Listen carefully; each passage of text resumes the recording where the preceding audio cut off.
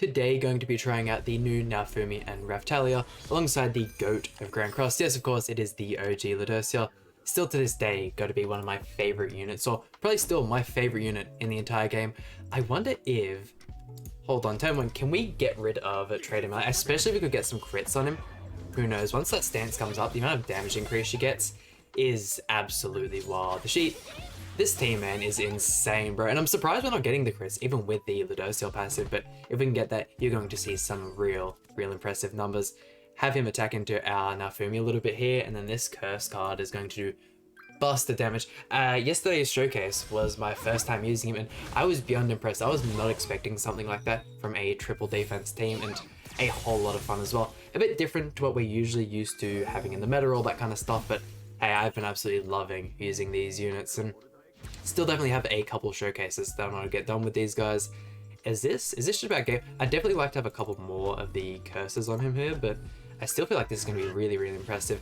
Unfortunately, without the stance, not much we could do there. Yeah, we could have easily killed them all in just these two cards if we went ahead and had the stance up. What a shame, bro. What a shame. Not too sure if I was supposed to go for Ludociel there, but I unfortunately forgot to have my mic on for the first recording, so I'm going to quickly do like a cut-up version of that match, just because obviously you don't watch the full thing without any audio.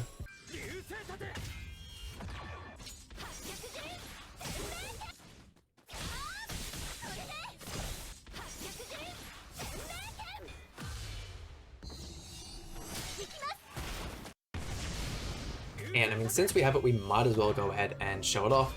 Dance up using the NAOFUMI ultimate. Unfortunately, no Ludociel passive for this one, but 1/6, 200,000 damage is really nice. And our first demon team in the video, using the Team Ellie, unfortunately getting out CC'd. Loves to see people using some of the Glocks versions of the demon team, because honestly, man, some of the Glocks aren't the greatest characters in the world. I know it is one of the only viable characters, or one of the only characters in the game with the cleanse the green Glocks has. Still though, definitely a fun team. I've been really hoping for a Festival Glocks. With the one from the Droll tournament, where it's the big tentacle wrapped around, I think that'd be a perfect character. We've got heaps of characters already in the game, like the Hijack Gotha or the original Festival King, which have bigger parts to their character model, for King being the big pillow that turns into the bear, for the Gotha it obviously being the suits, so I feel like they could pull something off really cool, and it'd have a whole bunch of really impressive fun costumes to use alongside it. Let's see.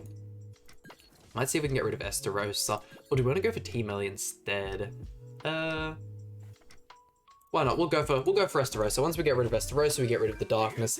Hey, I mean, even though he has the darkness and the encroached debuff, NAOFUMI can survive attacks with the encroached debuff. His first showcase ended up surviving 2 of them back to back. That is, I mean, you never see characters even survive 1 of those, let alone 2. And then he procced his revive straight back to half HP. He could have probably tanked another 2 more. He is that guy. NAOFUMI is nuts, man. Let's see, Russian what seems like a Glocks ultimate. If he could attack into us 3 times this turn, I mean, even then, we're going to drop the stance once again. Man, why do we have to keep getting Ludociel cards? Not what we want to be saying right now. Definitely take quite some time to do his turn. Get the healed there. Quite a bit back on the Estarossa. Okay, I highly doubt this is going to end up killing him here, but I think this is still going to be the best play.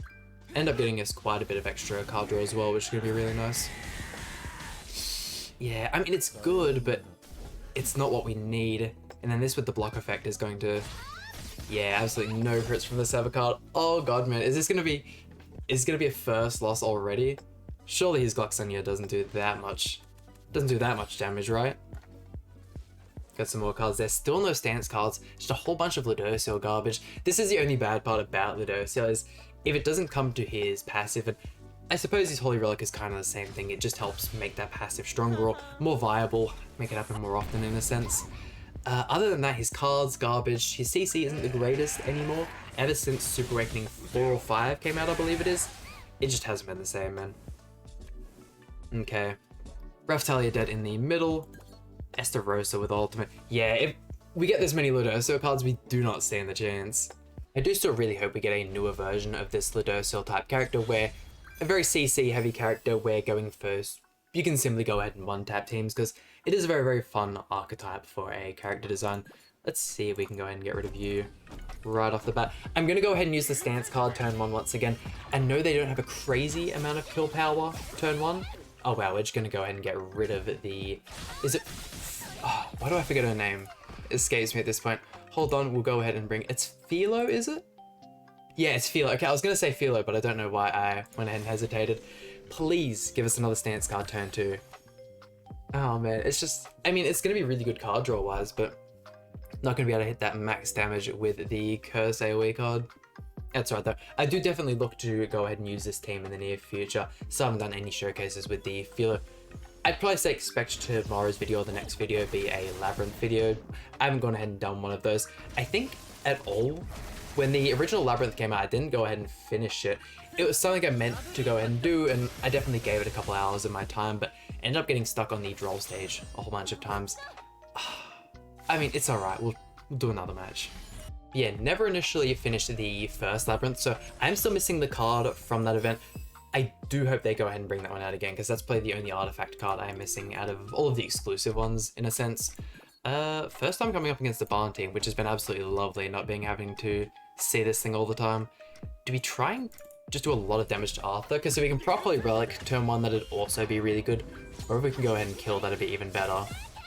Yeah, it's hard to kill units turn 1, especially on the Barn team. Rocking Red Tarmiel and his Arthur, not too sure how I feel about that though, because if you guys don't know, the Red Tarmiel Grace will go ahead and proc before the Holy Relic, so you can be in that margin where you'll go ahead and proc the Holy Relic, go straight to full HP, but instead your Tarmiel Grace will heal you, you'll go ahead and miss out on it. I would say the best Grace for the Arthur, or even the best association, would have to be this Slidocell here, giving him the immunity to freeze, stun, petrification, all that. Damn, now Fumi being an absolute tank, but still struggling to tank against Reinhardt, that's wild to me. No stance, anything like that. Do you want to attack you instead? You're gonna have the basic stats buff, so you've got a lot of HP. Oh man. Why not?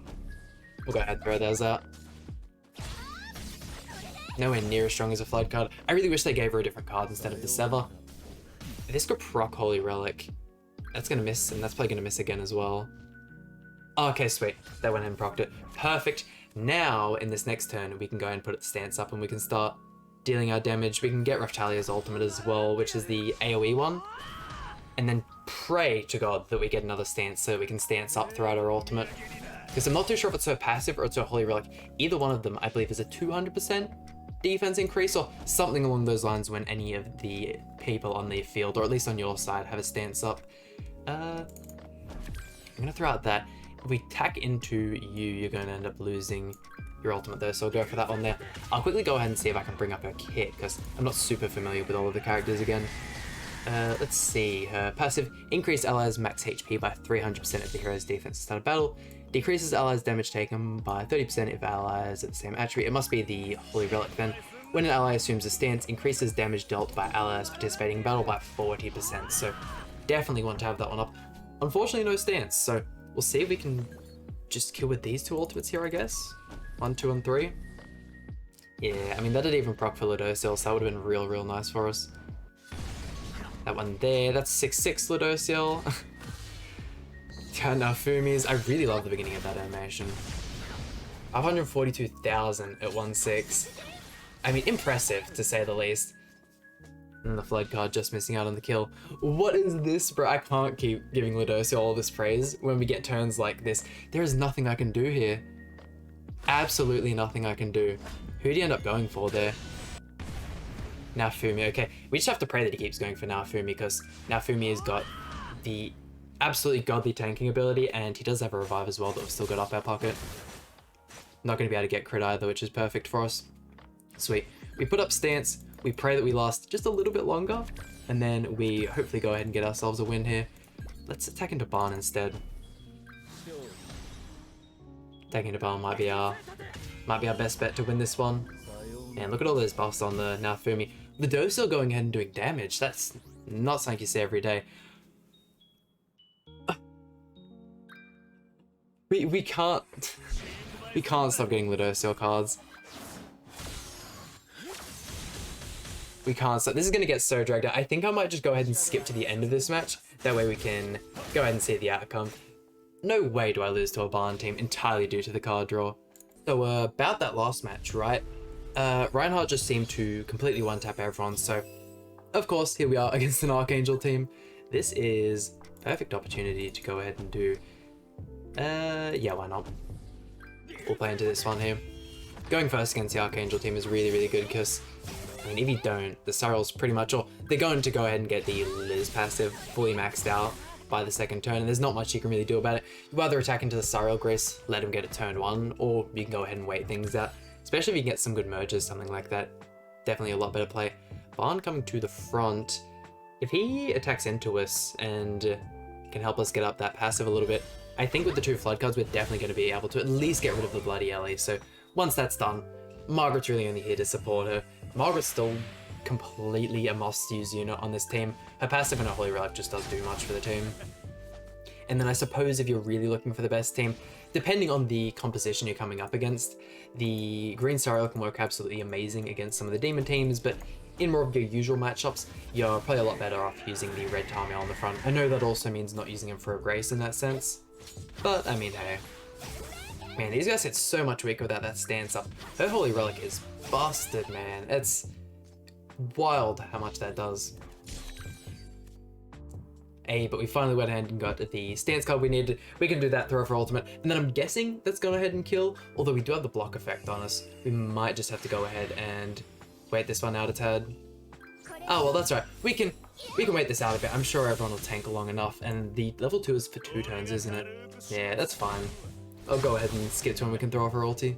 And here it is. I'm going to go ahead and use Reptilius first, so we can see the full damage, but I'm kind of hoping someone survives so that we can see NAOFUMI's as well.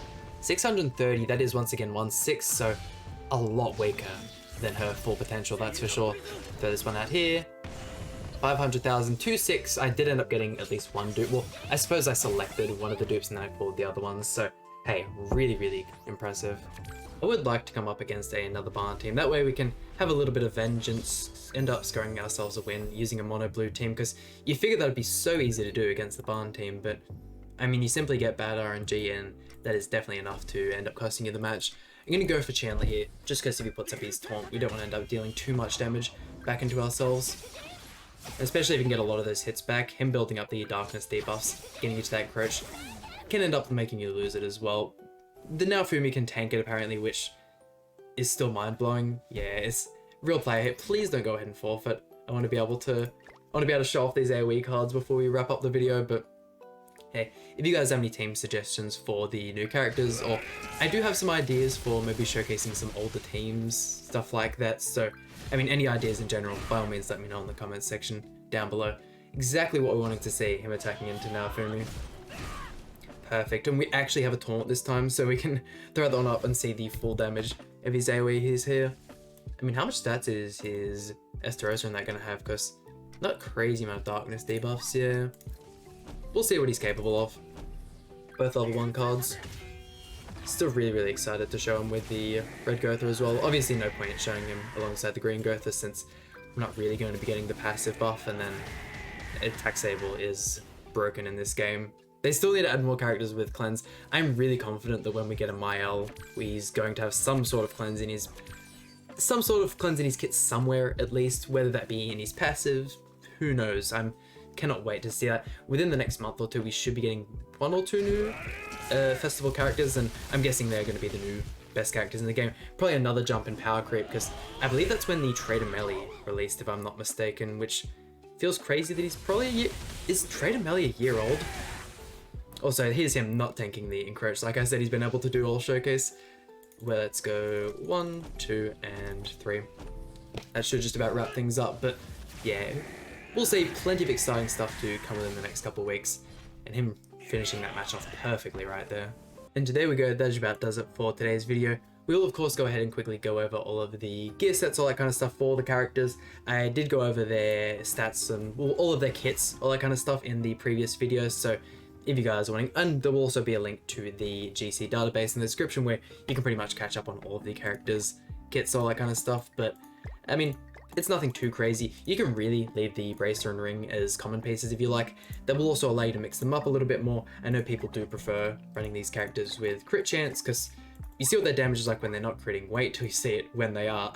We are using the Ludociel passive, so you think if there's any time for them to crit, it'd be now, but hey, we might have to but if we use Ludociel and Slater, you're missing out on running the perfect duo these two units have, but hey, who knows, we'll figure something out. That just about does it for today's video. Hope you guys enjoyed. If so, please hit the like button, subscribe. Really means a lot to me, and I'll see you guys for some more Grand Cross content.